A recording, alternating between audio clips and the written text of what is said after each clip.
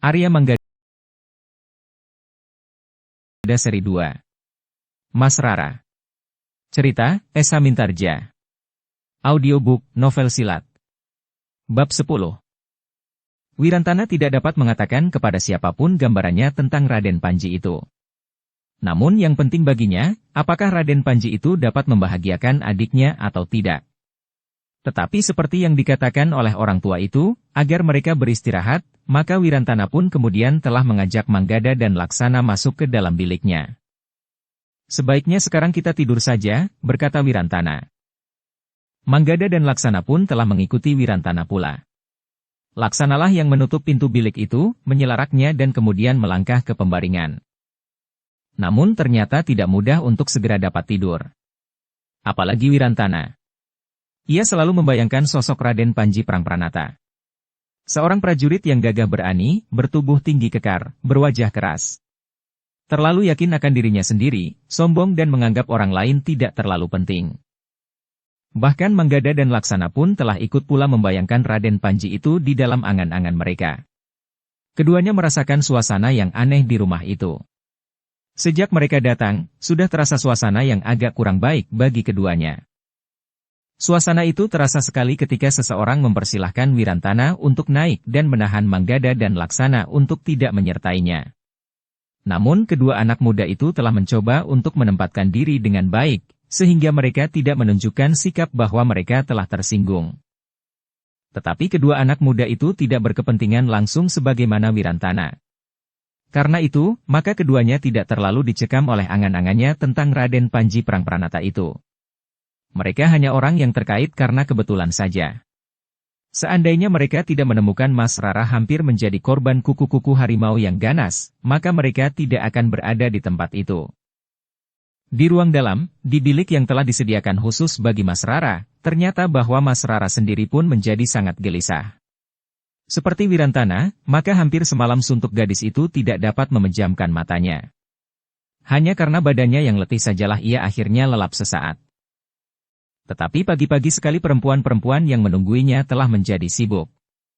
Mereka telah menyiapkan alat-alat untuk merias Mas Rara.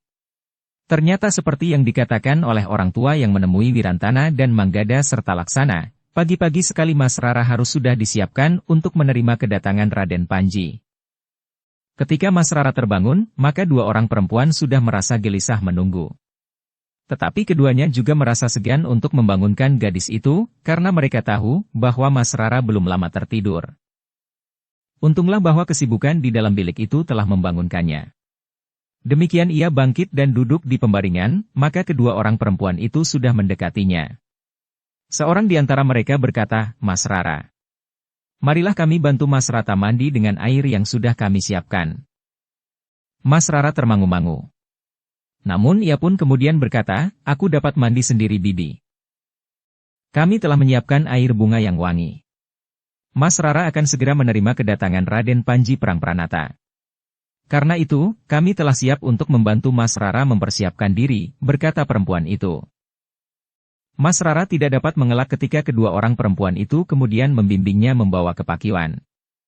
Ternyata dua orang perempuan yang lain telah menunggu di pakiwan. Mereka telah menyiapkan air bunga di sebuah jambangan khusus. Beberapa macam bunga telah ditaburkan ke dalam air di jambangan itu. Selain air bunga, telah disiapkan pula boreh berwarna kuning di dalam sebuah mangkuk tembaga yang berukir. Seperti seorang bayi, maka Mas Rara harus membiarkan dirinya dimandikan oleh kedua orang perempuan itu. Kemudian mengusap seluruh tubuhnya dengan boreh itu. Di pakiwan yang lain, Wirantana telah mandi pula. Ia tidak mau terlambat sebagaimana dikatakan oleh orang tua di Serambi Gandok semalam. Setelah Wirantana, maka Manggada dan Laksana pun telah berbenah diri pula. Namun ternyata, ketiga anak muda yang berusaha untuk berpakaian serapi-rapinya itu, masih juga menjadi berdebar-debar. Sosok Raden Panji menjadi semakin membingungkan mereka. Karena itu, mereka jadi ingin berbuat sebaik-baiknya. Mereka tidak mau memberikan kesan buruk, demikian Raden Panji melihat mereka.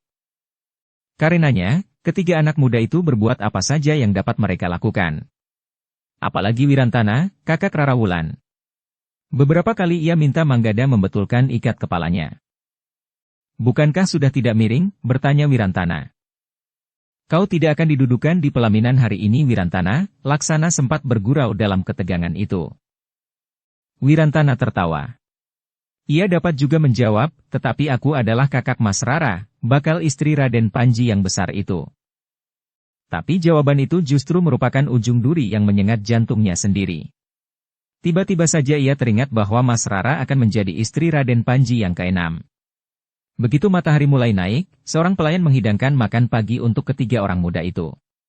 Bahkan pelayan itu sempat berpesan. Silahkan anak-anak muda, sebelum Raden Panji datang. Kapan Raden Panji datang? Bertanya Wirantana. Kami tidak tahu anak muda. Pada saatnya, tentu akan datang utusan untuk memberitahukan kedatangan Raden Panji, jawab pelayan yang menghidangkan makan pagi itu. Wirantana menarik nafas dalam-dalam. Sementara itu ia pun berdesis, terima kasih.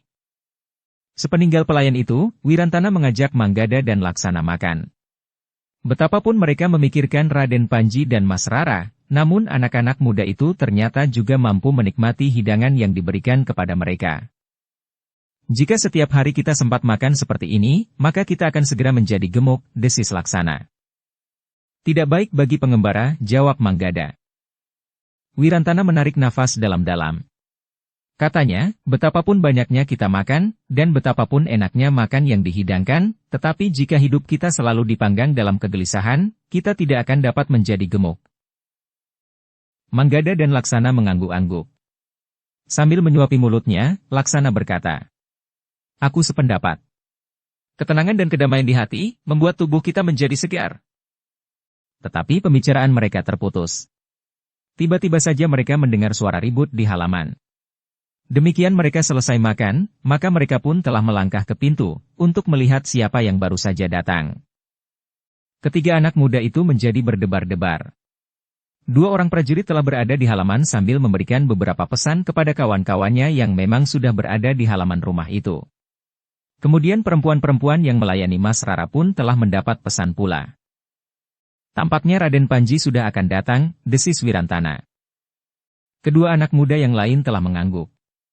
Manggada berdesis, sebentar lagi kau akan dipanggil naik. Bersama kalian, sahut Wirantana. Jangan.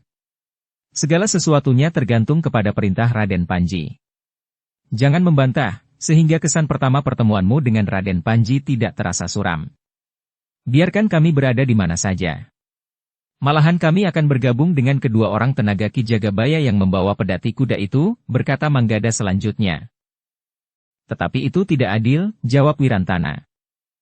Jika persoalannya adalah persoalan keluarga, maka itu cukup adil, jawab Manggada. Wirantana tidak menjawab lagi. Tetapi ia masih memperhatikan kedua prajurit yang memberikan beberapa pesan itu. Beberapa orang perempuan yang melayani Mas Rara pun telah kembali pula ke dalam bilik yang diperuntukkan bagi Mas Rara. Sementara itu, seorang yang sudah berusia agak lanjut, sempat memberikan tuntunan apa yang harus dilakukan oleh Mas Rara. Bagaimana ia harus menghadap Raden Panji, berlutut di hadapannya, dan menyembah. Lakukan dengan sepenuh hati, pesan perempuan itu dengan nada lembut, kau akan menjadi seorang istri yang baik. Mas Rara tidak menjawab. Ia menurut saja, ketika perempuan itu mempersilahkannya.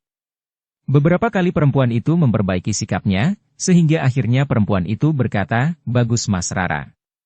Kau sudah melakukan yang paling baik untuk menyenangkan hati Raden Panji. Jantung Mas Rara berdegup semakin keras. Ia tidak menjawab. Tetapi hatinya menjerit. Ia merasa sebagai sesuatu yang sekadar untuk menyenangkan hati Raden Panji. Tetapi sejak semula Mas Rara memang merasa bahwa ia telah kehilangan dirinya sendiri. Apa yang dilakukannya untuk kepentingan orang lain. Bukan untuk dan karena niatnya sendiri. Dalam pada itu, Wirantana dan kedua sahabatnya, Manggada serta Laksana, sudah duduk di serambi untuk mempersiapkan diri. Kedua prajurit itu telah melihat ketiga anak muda itu pula. Tetapi mereka seakan-akan tidak menghiraukannya. Mungkin mereka tidak tahu bahwa kau adalah kakak Mas Rara, berkata Manggada. Aku akan tetap berada di sini, jika tidak ada perintah untuk berbuat sesuatu. Aku tidak mau dipersalahkan, atau bahkan mengetahui perlakuan kurang baik. Karena itu, lebih baik menunggu saja di sini, desis Wirantana. Manggada dan Laksana mengangguk-angguk. Mereka sependapat dengan Wirantana. Agaknya, di tempat itu, mereka sama sekali tidak mengenal kebiasaan yang berlaku. Ketika prajurit itu merasa sudah cukup menyampaikan pesan-pesannya, keduanya kemudian meninggalkan halaman itu tanpa berpaling lagi pada anak-anak muda yang berada di serambi Gandok. Sementara itu, orang yang berumur separuh baya, yang kemarin menerima kedatangan Mas Rara, mengikutinya sampai ke Regol. Sepeninggal kedua orang prajurit itu, rumah itu terasa makin sibuk. Di pendapa, tikar pandan yang putih, berbunga-bunga anyaman berwarna biru, telah terbentang. Sementara para pelayan membenahi pakaian mereka. Di antara mereka yang sibuk itu, tidak seorang pun berbicara kepada Wirantana tentang kedatangan Raden Panji. Sedangkan Wirantana sendiri tampaknya tidak mau menemui orang-orang yang sibuk itu, untuk bertanya pada mereka apa yang harus dilakukannya. Namun ternyata anak-anak muda itu jadi gelisah dalam sikap menunggunya itu. Beberapa saat telah lewat. Belum ada tanda-tanda lagi bahwa Raden Panji akan segera datang, sementara segala sesuatunya sudah siap. Telah 2 kali pelayan di rumah itu membersihkan debu di atas tikar pandan yang terbentang di pendapa. Berapa kali tikar itu dibersihkan dari debu, desis Manggada. Sehari 21 kali, jawab Wirantana. Namun terasa hatinya yang kesal terungkap pada nada kata-katanya itu. Ketika seorang pelayan mengambil mangkuk-mangkuk dan sisa makan pagi di bilik Gandok, Wirantana bertanya, kapan Raden Panji Prangpranata akan datang? Pelayan itu termangu-mangu sejenak. Namun ia kemudian menjawab, sudah tentu sebentar lagi. Segala sesuatunya telah dipersiapkan. Utusannya sudah datang mendahuluinya. Anak-anak muda itu mengangguk-angguk. Sementara pelayan itu berkata, aku harus menyingkirkan sisa-sisa makanan itu sebelum rombongan Raden Panji datang. Demikianlah. Pelayan itu dengan tergesa-gesa telah membawa sisa-sisa makanan itu ke belakang. Pertanyaan Wirantana seakan-akan telah memperingatkannya bahwa sebentar lagi rombongan Raden Panji akan datang. Namun ternyata seisi rumah itu masih menunggu beberapa saat. Wirantana hampir tidak sabar lagi ketika kemudian datang 2 prajurit yang memberitahukan bahwa Raden Panji Prangpranata sudah siap untuk berangkat. Sudah siap untuk berangkat, atau sudah sampai ke rumah ini, desis Wirantana dengan nada kesal. Menurut pendengaranku, siap untuk berangkat, jawab Manggada. Jadi kita masih harus menunggu Raden Panji beranjak untuk turun dari pendapa, kemudian melihat-lihat tanaman di halaman rumahnya yang tentu bagus sekali itu. Lantas memberikan pesan pada orang-orangnya, menerima penghormatan para prajurit, dan beristirahat di Regol, gumam Wirantana. Ah, kau, sahut Laksana, kau harus belajar untuk bersabar sedikit. Aku tidak telaten. Coba bayangkan, kita harus menunggu Raden Panji itu tertidur di Regol, geramnya. Sudahlah. Sebentar lagi Raden Panji akan datang, berkata Manggada. Di ruang dalam, Mas Rara pun telah dipersiapkan. Gadis itu harus kelihatan sangat cantik. Kulitnya menjadi kekuning-kuningan, setelah diusap dengan boreh yang berwarna kuning. Sekali lagi pakaian dan riasnya dilihat oleh orang yang usianya sudah agak lanjut itu. Mas Rara telah dimintanya untuk berdiri dan berputar-putar untuk dilihat kembali segala sesuatunya dari segala arah. Kita harus siap. Segala sesuatunya tidak boleh mengecewakan. Sebentar lagi Raden Panji akan datang, berkata perempuan itu. Sebenarnya lah, sejenak kemudian seorang lagi telah datang dan memberitahukan bahwa sebuah iring-iringan kecil telah mulai bergerak dari Regol rumah Raden Panji di sebelah. Demikianlah. Seisi rumah itu menjadi tegang. Raden Panji akan segera memasuki Regol halaman rumah itu. Para prajurit yang bertugas telah siap menerima kehadiran Raden Panji Prangpranata. Sejenak kemudian, 2 prajurit memasuki Regol, mendahului sebuah iring-iringan kecil. Bukan hanya sekelompok prajurit, tapi juga beberapa orang yang dituakan oleh Raden Panji Prangpranata. Raden Panji sendiri berjalan paling ujung. Sebelah menyebelah, agak di belakangnya, berjalan 2 orang yang sudah separuh baya. Di belakangnya lagi, beberapa orang bawahan Raden Panji dan beberapa pengiring yang lain. Wirantana, Manggada dan Laksana menjadi tegang, seperti kebanyakan orang yang ada di situ. Anak muda itu sudah ikut turun ke halaman. Berdiri beberapa langkah di sisi pendapa. Sementara itu, dari pintu peringgitan, beberapa orang telah membimbing Mas Rara keluar dari ruang dalam. Raden Panji dan Mas Rara memang belum memasuki upacara perkawinan. Tapi saat itu, seakan-akan keduanya sudah akan dipertemukan, meski pakaian yang mereka kenakan masih belum secerah dan semeriah pakaian pengantin. Wirantana, Manggada dan Laksana termangu-mangu melihat Mas Rara yang telah diberi pakaian sangat bagus. Pakaian yang belum pernah mereka lihat sebelumnya. Apalagi dipakai sehari-hari. Dan dengan pakaian itu, Mas Rara ternyata tidak memberikan kesan seorang gadis desa yang setiap hari bekerja di sawah, menumbuk padi dan bekerja di dapur. Mas Rara tampak seperti seorang perempuan yang memang pantas dihormati karena derajatnya. Aneh, desis Manggada di dalam hatinya, tidak seorang pun akan mengira bahwa gadis itu adalah dari padukuhan Nguter asalnya. Padukuhan yang berada di dekat hutan lebat, di antara bukit-bukit padas dan padang perdu. Demikian iring-iringan Raden Panji memasuki regol, dengan Raden Panji yang berjalan paling depan, anak-anak muda yang berdiri di sisi pendapa itu terkejut. Untuk sesaat, mereka justru bagaikan membeku. Mereka melihat orang yang sama sekali tidak pernah dibayangkan sebelumnya. Raden Panji Prangpranata memang seorang yang bertubuh tinggi tegap, sebagaimana umumnya seorang senapati terpilih. Sikapnya mencerminkan sikap seorang prajurit yang tegar lahir dan batinnya. Tapi yang membuat jantung anak-anak muda itu berdebaran adalah kenyataan tentang Raden Panji itu. Wajahnya mencerminkan umurnya yang telah mulai condong menurun. Bahkan tidak lebih muda dari orang-orang Separobaya yang menjadi pengapitnya. Bahkan, jika dipandang wajahnya dengan seksama, akan tampak beberapa goresan di wajah itu. Goresan senjata yang membuatnya benar-benar tampak sebagai seorang prajurit yang telah menjelajahi pertempuran demi pertempuran. Namun wajah yang demikian, dalam umur yang mendekati senja, membuatnya bukan lagi seorang pria yang diimpi-impikan oleh gadis-gadis yang baru meninggalkan masa remajanya. Wirantana benar-benar menjadi tegang melihat sosok Raden Panji itu. Ia sama sekali tidak mengira bahwa ia akan melihat bakal iparnya seorang yang sudah terlalu tua buat adiknya. Berwajah cacat, dan seorang pemimpin yang sangat meyakini akan derajat dan kedudukannya. Untuk beberapa saat lamanya, Wirantana bagaikan mematung. Ia tidak tahu apa yang harus dilakukannya. Sementara, Manggada dan Laksana pun menjadi bingung. Mereka tidak segera percaya bahwa orang yang menjadi ujung iring-iringan itu, dan menjadi pusat segala perhatian, adalah Raden Panji Prangpranata. Namun ternyata seorang yang mendahului berdiri di sebelah tangga pendapa telah memberitahukan kepada orang-orang yang ada di sekitar pendapa itu.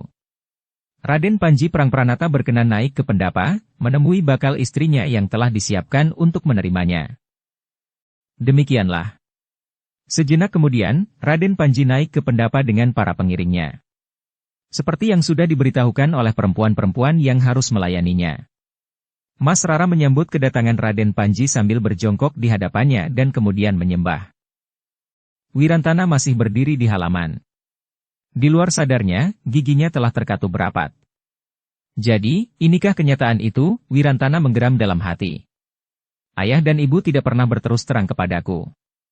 Mas Rara pun lebih baik menahan diri, sambil menangis dan membiarkan jantungnya terhimpit oleh perasaannya. Apakah yang sebenarnya terjadi pada keluargaku? Manggada dan Laksana hanya termangu-mangu saja. Mereka melihat sesuatu yang tidak pernah dibayangkan sebelumnya.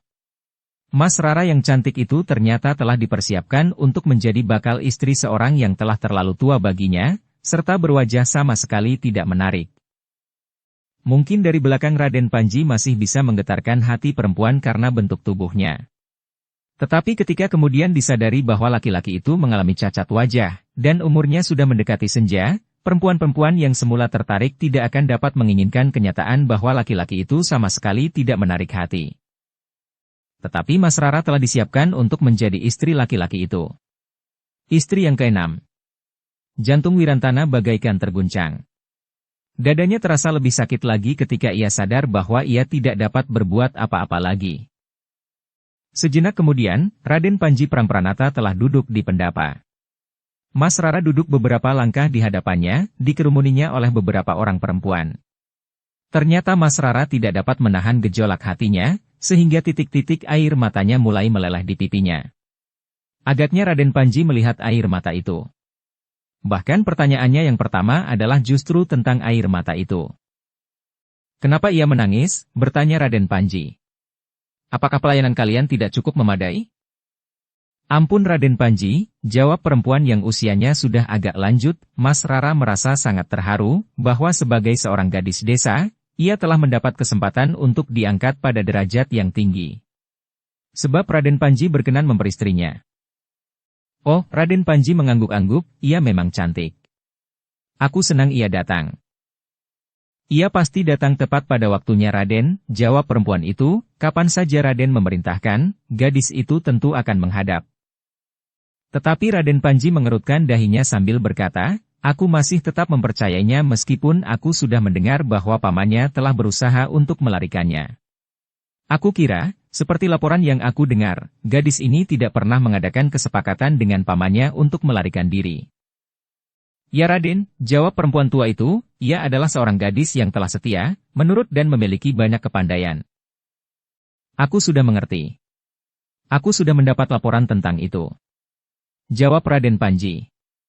Lalu katanya, siapa saja yang menyertai gadis itu? Kakak kandungnya Raden, jawab perempuan itu. Oh, Raden Panji mengangguk-angguk. Namun dalam pada itu, seseorang yang duduk beberapa jengkal di belakang Raden Panji berkata, kedua anak muda yang menolong Mas Rara dari taring harimau itu juga ikut menyertai Mas Rara, Raden. Oh, anak-anak sombong itu, desis Raden Panji. Tetapi Raden Panji sama sekali tidak bermaksud untuk menjaga agar kata-katanya tidak didengar oleh orang lain. Meski tidak terlalu keras, tetapi kata-kata itu jelas didengar oleh orang-orang bukan saja yang berada di Pendapa, tapi juga yang berdiri di sekitar Pendapa, termasuk Wirantana, Manggada dan Laksana. Ketiga orang anak muda itu memang terkejut mendengar tanggapan Raden Panji terhadap Manggada dan Laksana yang telah menolong Mas Rara dari terkaman harimau di pinggir hutan itu. Namun untuk beberapa saat kedua anak muda itu masih berusaha untuk menahan diri, sehingga keduanya masih berdiri termangu-mangu di tempatnya. Apalagi mereka menyadari, siapakah yang telah mengatakannya itu. Meskipun demikian, Manggada dan Laksana bukannya tidak berbuat apa-apa. Mereka justru telah bersiap-siap untuk menghadapi segala kemungkinan buruk yang dapat terjadi. Dalam ketegangan itu, Raden Panji itu pun kemudian berkata, aku sudah duduk beberapa saat, tapi gadis itu belum berbicara apa-apa. Mas Rara seorang pemalu Raden, sahut perempuan yang sudah agak tua itu, ia hanya mampu menyampaikan ucapan selamat serta sembah baktinya dengan tingkah laku. Ya. Ia sudah berjongkok dan menyembah di hadapanku. Tetapi ia harus menyapaku dan menyampaikan baktinya langsung dengan kata-kata, berkata Raden Panji. Perempuan tua itu memang menjadi gelisah. Ia tidak menyangka bahwa Raden Panji akan memerintahkan gadis itu untuk menyapanya, sehingga ia tidak mengajarinya lebih dahulu. Namun demikian, perempuan tua itu masih berusaha untuk menghindarkan Mas Rara dari kebingungan. Raden, sebaiknya Raden Panjilah yang memberikan perintah atau pesan atau pertanyaan, berkata perempuan itu. Tetapi jawaban Raden Panji membuat jantung perempuan itu akan terlepas. Sejak kapan kau mulai memerintah aku? Keringat dingin telah mengalir di seluruh tubuh perempuan tua itu. Tetapi ia mencoba menuntun Mas Rara yang diketahuinya seorang gadis pemalu, dan lebih dari itu, gadis itu nampaknya telah memikul beban di hatinya. Dan perempuan tua itu pun mengerti, bahwa sulit bagi seorang gadis untuk menerima satu kenyataan, kawin dengan seorang laki-laki seperti Raden Panji itu. Tetapi perempuan tua itu bukan untuk pertama kalinya melayani seorang gadis yang akan jadi istri Raden Panji. Karena itu, meski dengan jantung berdebaran, ia masih mampu menyesuaikan dirinya. Dengan lembut, perempuan itu berkata kepada Mas Rara. Cobalah Mas Rara menyapa bakal suami Mas Rara, sekaligus menyampaikan sembah dan bakti Mas Rara. Mas Rara masih saja menunduk.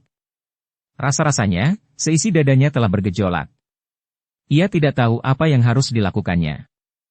Karena Mas Rara tidak dapat melakukannya sendiri, maka perempuan tua itu kemudian berkata, marilah Mas Rara. Aku akan menuntun Mas Rara. Tirukan kata-kataku.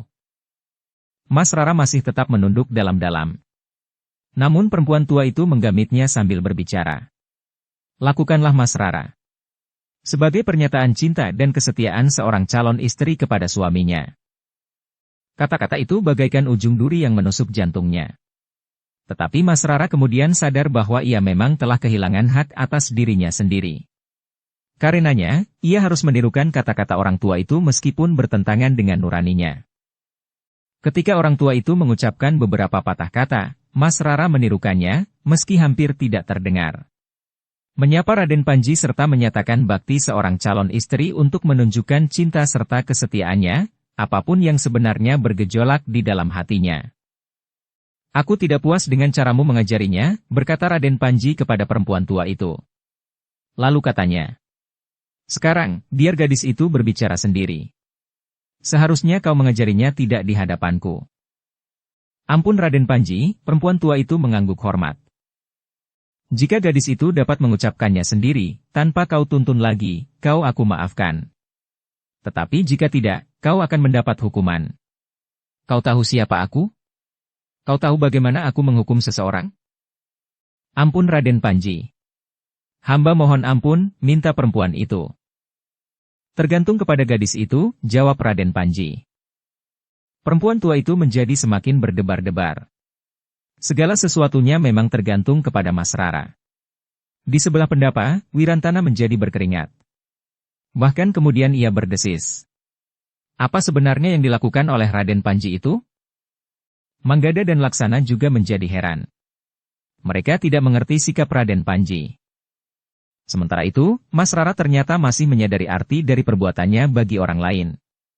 Ia sadar bahwa perempuan tua itu akan mengalami kesulitan jika ia tidak mengucapkan kata-kata sebagaimana diajarkan oleh perempuan itu.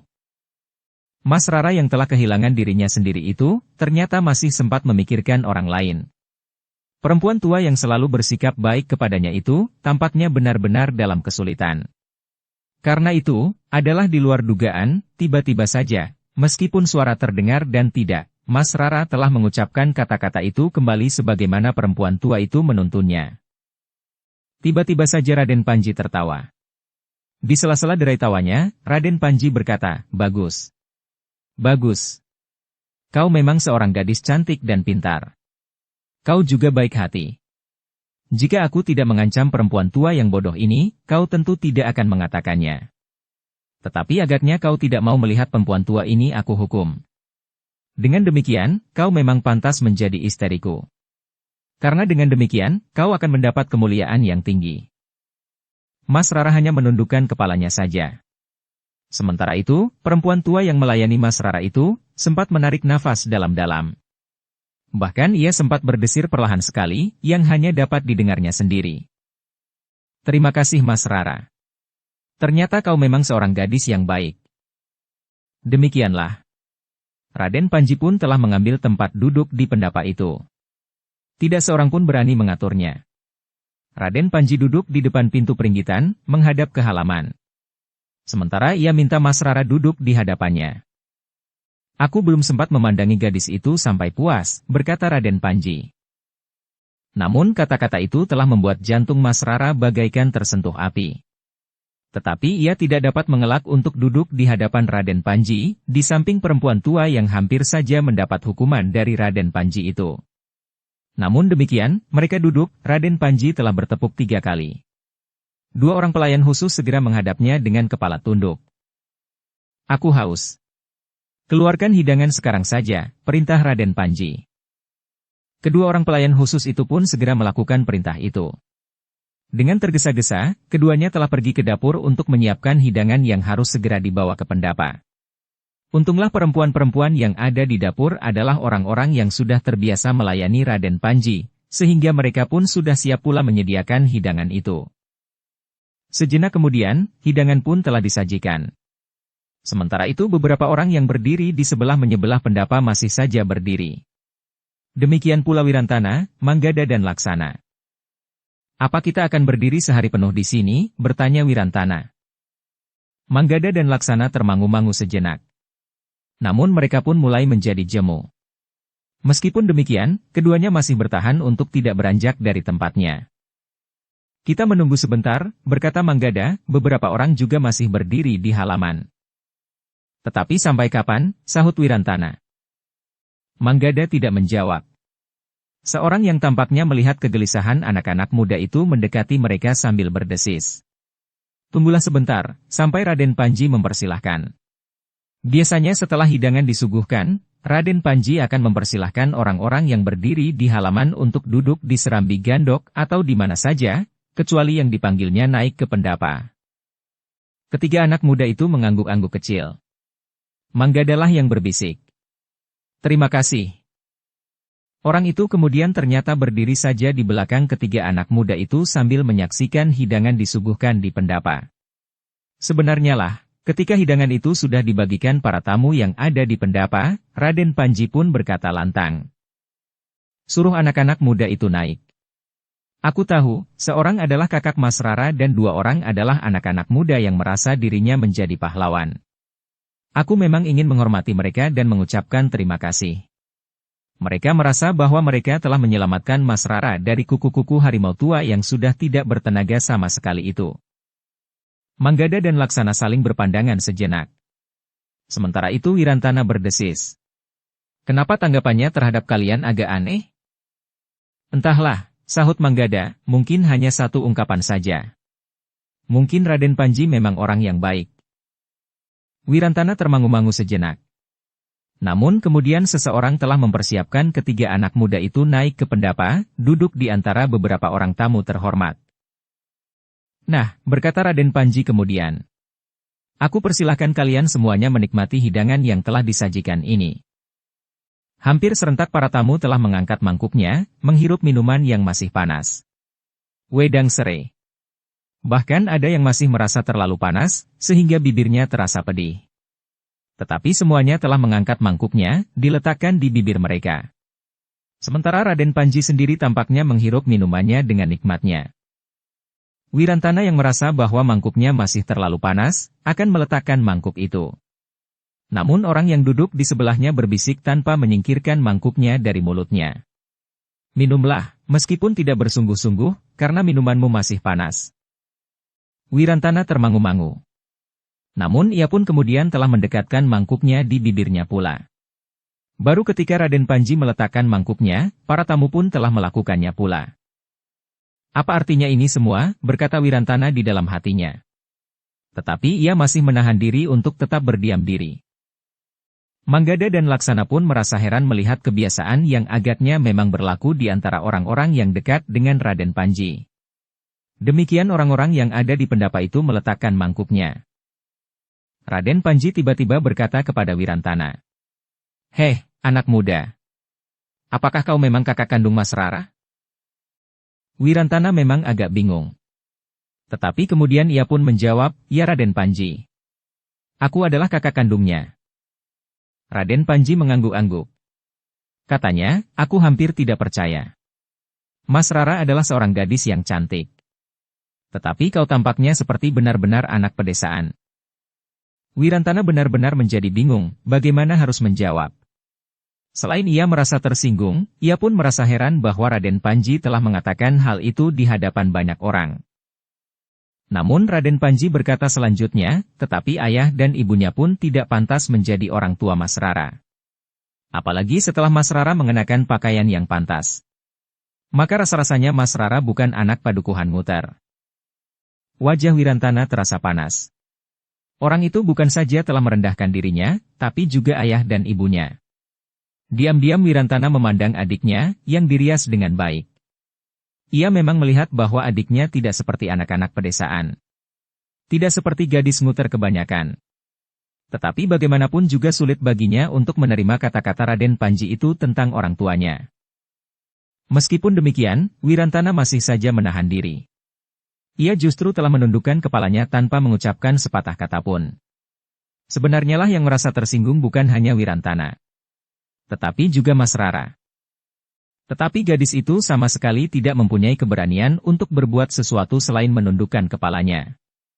Namun Mas Rara harus bertahan dengan sekuat tenaganya agar air mata tidak menitik. Apalagi untuk menangis pun Mas Rara tidak lagi berani melakukannya. Karena Wirantana hanya menundukkan kepalanya saja, maka Raden Panji mulai memandang kedua anak muda yang duduk di dekat Wirantana. Sambil mengangguk-angguk, Raden Panji bertanya, apakah kau berdua pernah berguru pada seseorang? Manggada dan Laksana terkejut. Raden Panji memang memandang pada mereka. Tetapi pertanyaan itu masih terasa meragukan. Apakah memang ditujukan pada mereka? Namun dalam pada itu, Raden Panji tiba-tiba saja membentak, "Heh, kau yang merasa dirimu pahlawan. Siapa namamu, heh?" Barulah Manggada dan Laksana yakin bahwa Raden Panji memang berbicara kepada mereka. Mereka yakin bahwa Raden Panji sudah mengetahui nama mereka. Tetapi keduanya harus menjawab pertanyaan itu, "Namaku Manggada Raden Panji. Dan ini adalah adik sepupuku. Namanya Laksana." Raden Panji mengangguk-angguk. Tetapi katanya, "Apakah adik sepupumu itu bisu?" Pertanyaan itu sangat mengejutkannya. Hampir di luar sadarnya, Manggada menjawab, "Tidak, Raden Panji. Jika tidak, suruh ia menjawab sendiri." "Siapa namanya?" berkata Raden Panji tanpa memandang kedua anak muda itu. Jantung kedua anak muda itu bagaikan berdentang semakin cepat dan keras. Tapi keduanya tidak dapat berbuat lain. Laksana akhirnya menjawab pertanyaan itu, "Namaku Laksana, Raden Panji."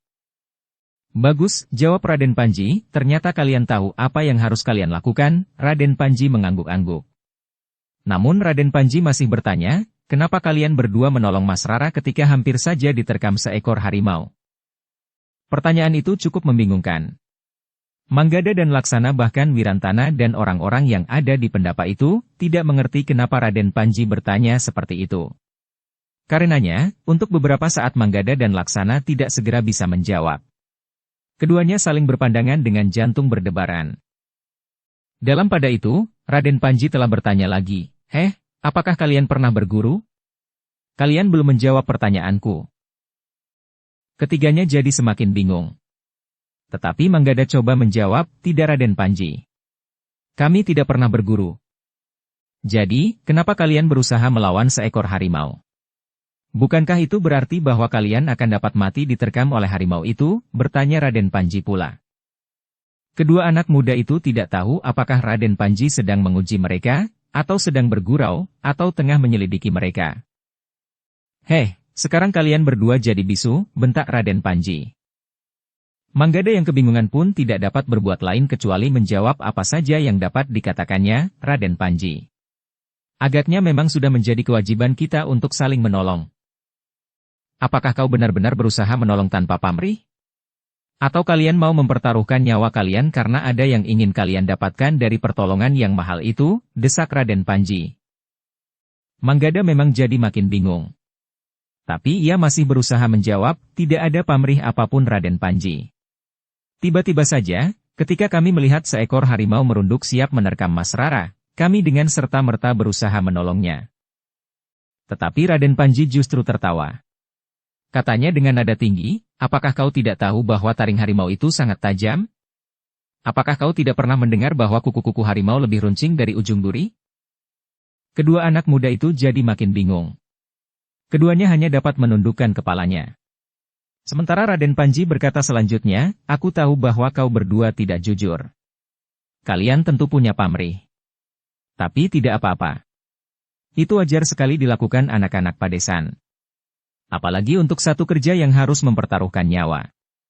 Sedang untuk kerja-kerja kecil, dan tidak berarti, seseorang tentu menginginkan upah sebanyak-banyaknya. Apalagi untuk membunuh seekor harimau.